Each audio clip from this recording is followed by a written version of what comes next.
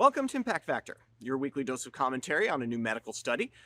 I'm Dr. F. Prey Wilson of the Yale School of Medicine, and today I'm here in the deep, dark forest, or as close as I can find the deep, dark forest in suburban Connecticut, to talk about viruses and how they can jump from animals into humans. The zoonotic transmission of viruses is responsible for a host of epidemics and pandemics, including, of course, the most recent SARS-CoV-2 pandemic. But it's happened before and it will happen again. What I love about the paper I want to talk to you about today is that the authors highlight 4 things a virus that exists in an animal reservoir needs to be able to do to jump into humans. Because once we know what these 4 things are, we can identify viruses that are close to meeting these criteria and keep an eye out for them. The object lesson that the researchers are using to teach us about zoonotic transmission are arteriviruses. This is a family of RNA viruses, which is not too distantly related to the coronaviruses that we know and love. Specifically, they're focusing on something called simian hemorrhagic fever virus. This is a hemorrhagic fever virus like Ebola, for example, which of course has made the transition from animals into human hosts. But SHFV has not left its primary species, which is an old world monkey, to jump into humans yet. So what does a virus that lives in some other animal need to be able to do to get into humans, and how close is simian hemorrhagic fever virus, and by extension, many of the arteriviruses right now? The first thing a virus has to do is to be able to infect a cell. It's got to get in.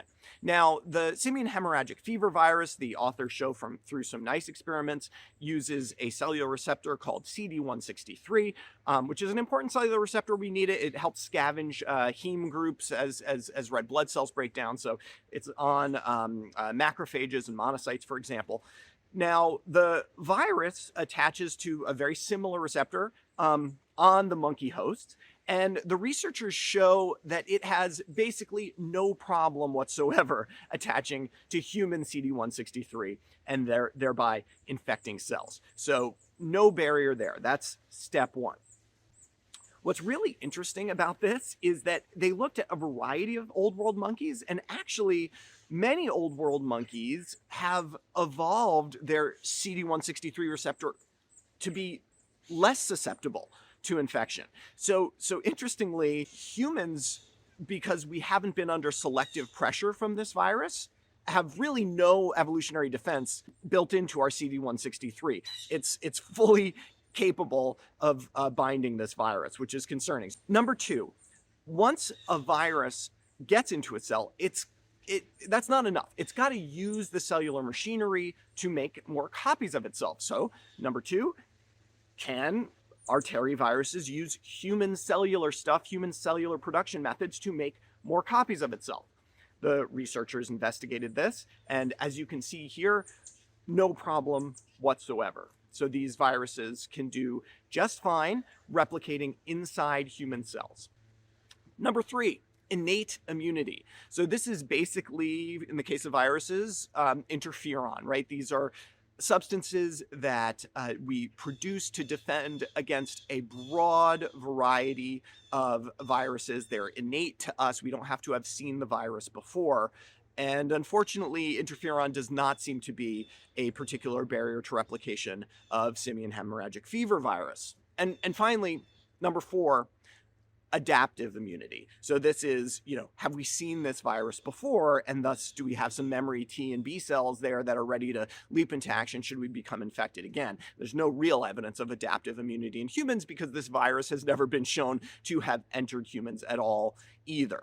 There's clearly a parallel here with SARS-CoV-2 where, basically no one had any adaptive immunity when SARS-CoV-2 emerged because it was novel.